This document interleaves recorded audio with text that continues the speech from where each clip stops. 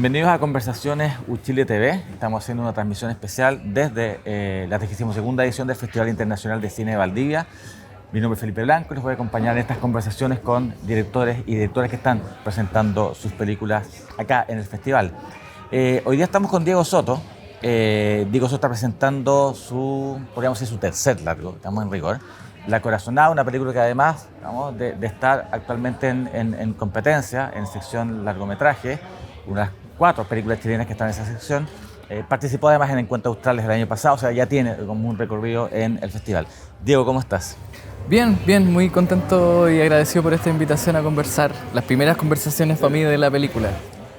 Diego, quería preguntar, quiero un poco trazar como un itinerario, en cierto modo, digamos, itinerario creativo, y quiero situar como absolutamente de manera arbitraria más o menos el 2021, cuando realizas 2 octubres, en el que en cierto modo, digamos, podríamos decir que es un ensayo, un ejercicio, digamos, que compara imágenes, digamos, del estallido con la película Octubre de Eisenstein, que en cierto modo, digamos, podríamos decir que podría tener una dimensión paródica, pero quiero preguntar cómo recuerdas esa experiencia cuando ya ha pasado un tiempo, digamos, del estallido, en términos creativos, en términos políticos, si tú quieres. Sí, bueno, me desconcierta un poco la sacada de ese corto, porque fue un corto que circuló bien poco. Y que un poco como el corto anterior sobre el estallido, que se llama Cómo se llega a la moneda, surge de un impulso bien contingente y bien urgente por como salir a documentar lo que está pasando. La diferencia es que 2 de octubre fue grabada en pandemia y es parte en el fondo de una necesidad de regresar a los lugares donde yo había estado grabando la marcha de Cómo se llega a la moneda y ver qué estaba pasando ahí ahora. Y claro, tiene un carácter un poco... O sea, yo creo que las 2 películas tienen un aspecto de comedia. Comedia urbana, en cierto modo. Claro, y que nace un poco del choque, ¿no? En ese sentido bien einsteiniana, del choque de los sueños con la realidad. Y lo que me topé, bueno, yo salí en bicicleta a recorrer estos lugares donde había ocurrido la marcha y habían obras de construcción y un letrero que decía, un letrero del gobierno que decía aquí se reconstruye Chile, y me pareció una declaración bien brutal de lo que se estaba aprovechando de hacer mientras estábamos todos encerrados. Y ese corto concluye con unas vueltas que me doy en torno a la plaza, digamos, Plaza Dignidad o Plaza Italia, como queramos llamarle, al monumento baqueano que no estaba, digamos, y que ya estaba tapiado con paneles de madera. Con paneles de madera, y me di varias vueltas grabando por ahí hasta que ya hubo una reacción policial y me agarraron, me tiraron al suelo y me llevaron detenido, sí. O sea, ya fuiste sospechoso inmediatamente, digamos. Sí, me llevaron detenido, me preguntaron por qué estaba grabando y no les pareció muy lógica la explicación de que quería documentar ese espacio. Pero no tenías salvoconducto todavía, digamos. Tenía salvoconducto, por lo mismo estuve un par de horas detenido, me preguntaron, me escribieron una declaración al respecto llena de faltas de ortografía y de problemas de gramática, y después me soltaron y me dijeron que me iban a citar a comparecer, que algo que nunca sucedió porque seguramente algún juez vio esto que había pasado y dijo como esto no es nada, digamos, no hay ninguna razón. Pero ¿cómo mira el estallido en cierto modo? ¿No? Porque ya ahí había una distancia respecto al estallido, ¿no? Estamos más o menos año 2021, hoy han pasado 4 años, digamos. ¿Cómo miras ahora, digamos, 4 años después, tanto esa experiencia como tu propia visión del estallido? Sí, yo creo que como que ya no se puede mirar ya no podemos mirar el estallido, no está ahí para verlo. Lo que es interesante para mí mirar son los discursos que se están instituyendo al respecto, que me parecen bien alejados de lo que vivimos. O sea, como que hay una repetición de ciertas consignas respecto a que fue una destrucción del país y un montón de cosas así que quienes estuvimos ahí, y fuimos muchos, y que también hay documentos históricos que que van en contra de esas declaraciones, como mismo discurso del difunto presidente en su momento celebrando, digamos, una marcha de 2 millones de personas, que fue lo que se calculó. La marcha de noviembre. Entonces, al final lo que uno se topa, y creo que los dos cortos juegan un poco con eso, es que al final está el hecho, está el acontecimiento histórico y después está lo que nosotros podemos discursar al respecto, que siempre hay un margen de distancia entre esas dos cosas. Diego, voy a ir un poco más atrás, más o menos 2019, ya como ven nos están aplaudiendo, con una película que podríamos discutir si es mediometraje o un largometraje, digamos. Técnicamente podríamos decir que es un largo, que es Un fuego lejano, que básicamente es un incidente de rigor menor, digamos, que podríamos incluso, digamos, que está entre la comedia y el drama según se mire, digamos, y que básicamente tensiona la Navidad de una familia. Un poco esa es la estructura, digamos, que además filmaste en Rancagua y con el mismo elenco, digamos, que va a aparecer en tu película que estás presentando en estos días, digamos, La Corazonada. Sí. En cierto modo se siente como una película un poco rachmaniana, digamos, allá hay como una cosa, digamos, de una seriedad graciosa, en cierto modo, digamos. Y que podríamos decir que es una película donde ya, digamos, temas y focos y un poco una forma de tener la puesta en escena como que ya están presentes. ¿Cómo surgió esa película? Esa película surgió saliendo de la escuela de cine con mi colega Manuel Blastélica, con quien hemos producido todo, digamos. Sí, que él hace de dirección de fotografía y de productor, y también como, digamos, mi interlocutor en todo el proceso creativo.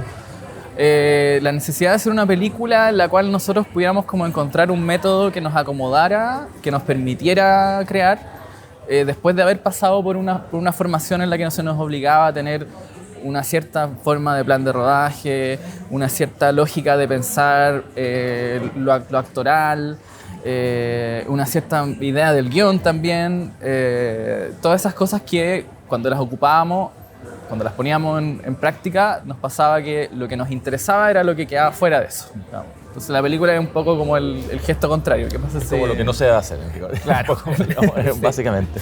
Sí, y por lo mismo también tuvo un recorrido muy escueto, digamos. Fue castigada en el fondo por el mainstream chileno. O sea, también es una película que técnicamente tiene algunas dificultades. Uh-huh. Y que también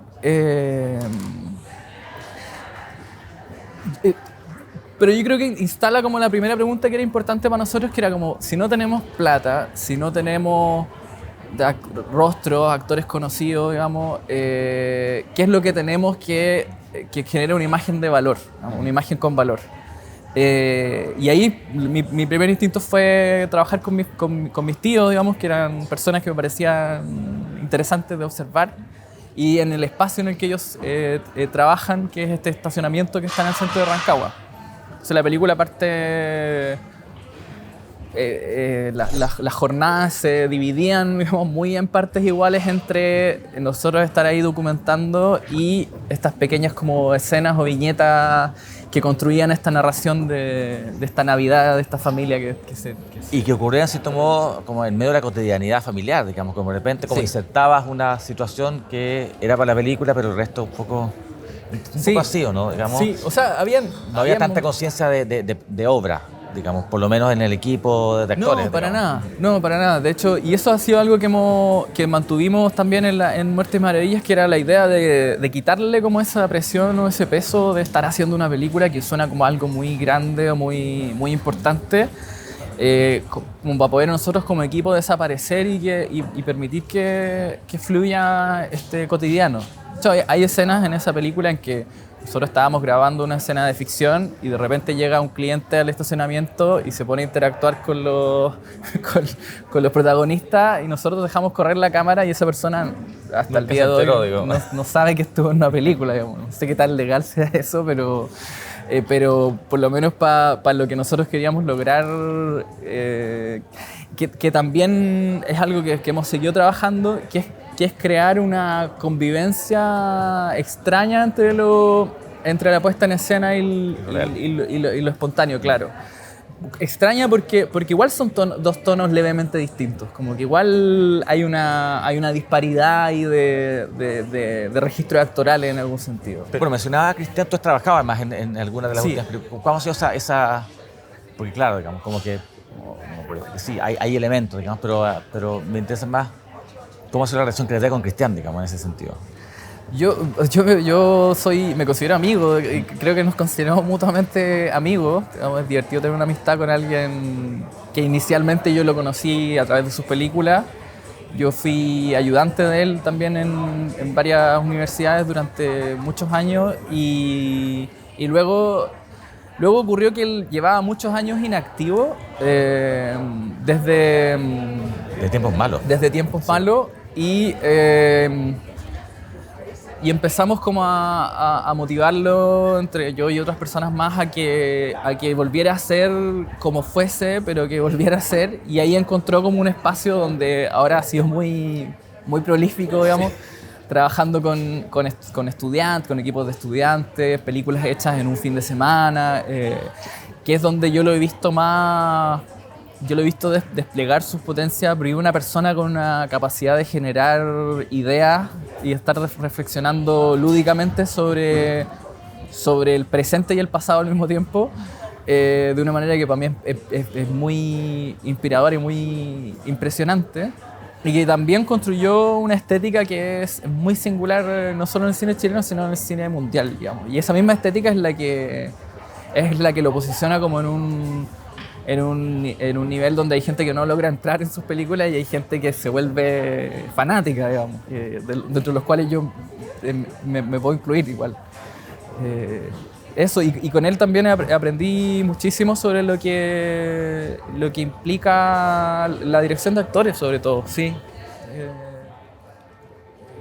En términos no convencionales, justamente buscando que aparezca esta zona de la que habíamos hablado, digamos, esta zona como mágica en cierto modo, digamos, entre la ficción y lo real. Sí, y es un poco como es muy parecido al personaje de Raúl Walsh en Pierrot Le Fou, que es como el cine es emoción, digamos. Entonces al final la guía hay toda una construcción intelectual, filosófica. Es Fuller, perdón, sí.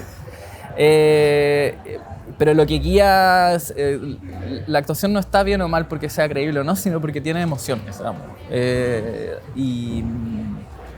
Y esa emoción puede surgir de algo que es muy imperfecto, que es muy, incluso puede surgir de algo fallido, digamos. Pero es lo que permea al espectador si es que el espectador se abre a eso, digamos. Porque eso es lo otro que está esta idea de que el cine como forma de arte es el primer arte que no le pide una formación previa al espectador. Esto como que cualquiera puede ir y sentarse en una sala de cine. Pero esa formación previa sí existe y existe de una manera súper hegemónica en el sentido de que los medios que uno consume desde que nace, digamos, empieza a consumir imágenes, todos obedecen a una estética industrial estandarizada que te educa tu mirada y educa tus expectativas como espectador. Somos espectadores con muchas expectativas. Y creo que lo que llaman cinefilia es como todo lo contrario, es acercarse a las películas sin esa expectativa, o sea, entendiendo que esa forma es un camino y disfrutando solamente, sobre todo cuando se abren otros caminos. Eso es lo que... Por eso festivales como este son tan estimulantes, porque uno viene a ver, bueno, qué nuevos caminos se están abriendo. Estaba pensando justamente un poco a raíz de que hablamos de Un fuego lejano y como 2 de octubre, que podríamos decir que son películas urbanas, digamos. Y Muerte y Maravilla, digamos, como que se escapa un poco, es una película un poco más rural. Digamos. Es suburbana. Claro, está como pero en el fondo como que probablemente, digamos, porque tiene esa impronta de Tellier, digamos, es más lárica. Entonces están esas zonas, digamos, a pesar que también, bueno, está Rancagua en el caso de Un fuego lejano.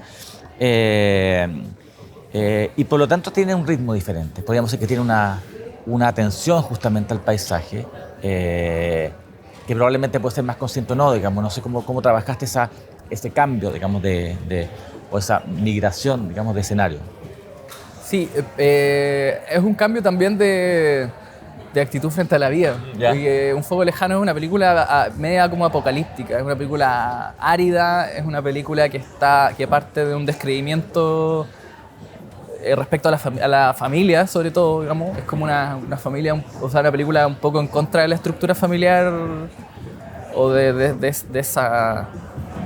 ese esfuerzo que se hace por juntar gente que de repente es mejor que tome caminos separados. Y lo que apareció en Muerte y Maravilla es que también fue algo que surgió quizá como con los años y con ciertas cosas que me fueron pasando, que es como un abordaje desde la ternura. Un abordaje un poco donde la cabeza del director está más callada y para que el espacio y los seres que están frente a la cámara puedan expresarse, digamos.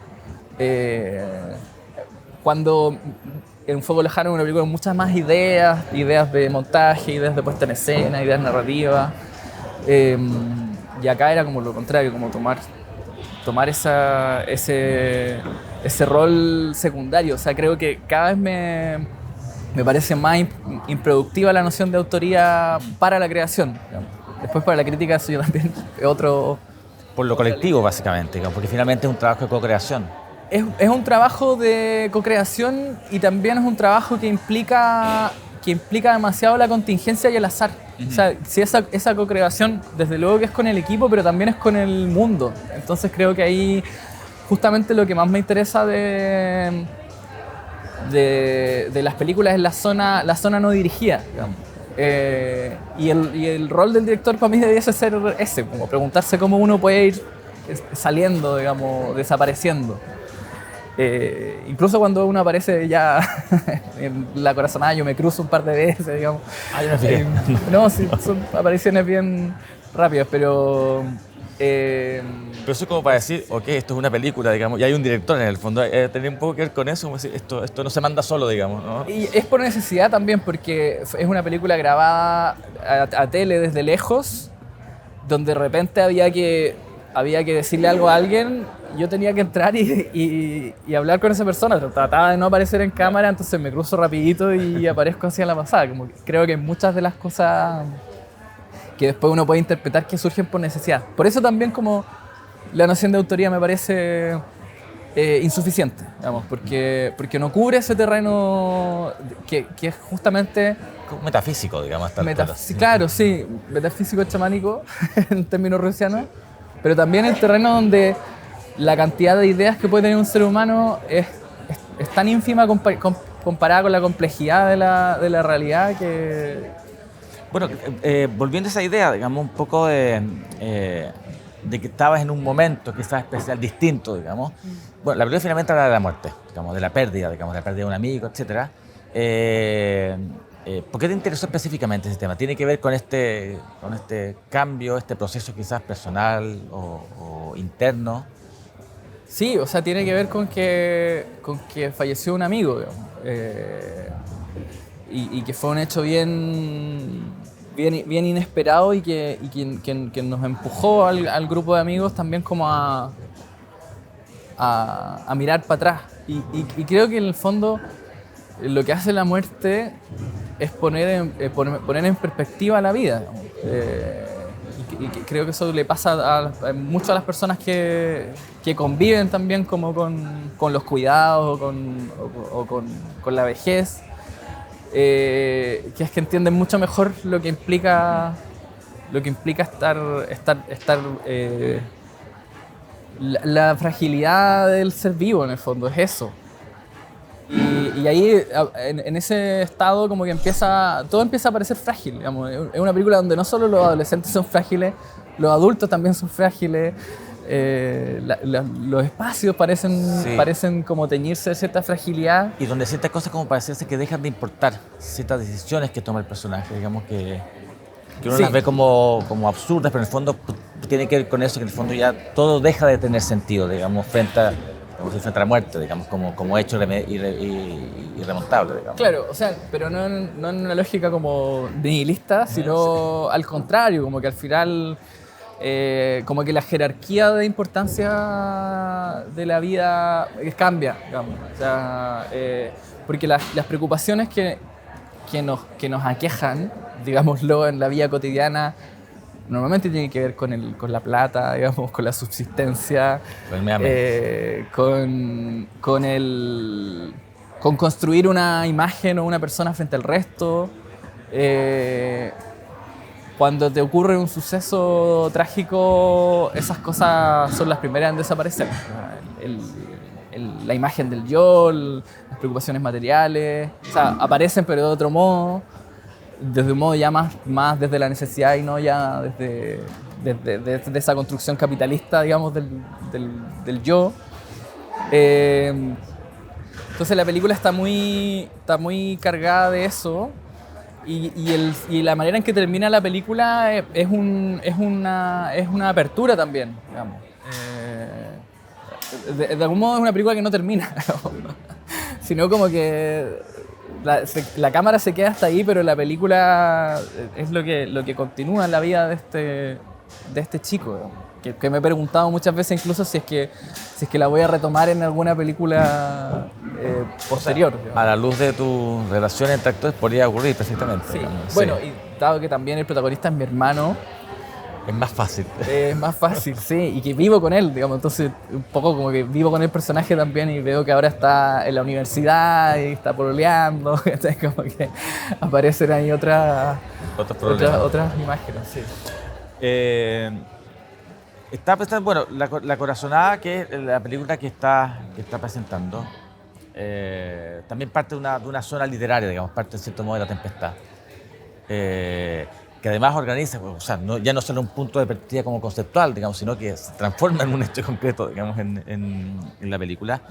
Y eso hace que también sea una película también sobre el cine, digamos, sobre justamente esta zona de improvisación, donde finalmente aparece hacia la mitad de la película un pequeño equipo de rodaje, muy pequeño, 3 personas, digamos. Que es como nosotros trabajamos. Exacto, digamos, para que irrumpe justamente en este último de lugar de vacaciones, digamos, para filmar un corto basado en eso. Pero aquí también, digamos, podríamos decir que hay una dimensión distinta, digamos, de la anterior. Es una película que quizás tiene una iluminación distinta, tiene colores distintos, digamos, ahí. ¿Te propusiste hacer un cambio específico acá respecto de Muertes y Maravillas? Sí, me propuse salir de la depresión.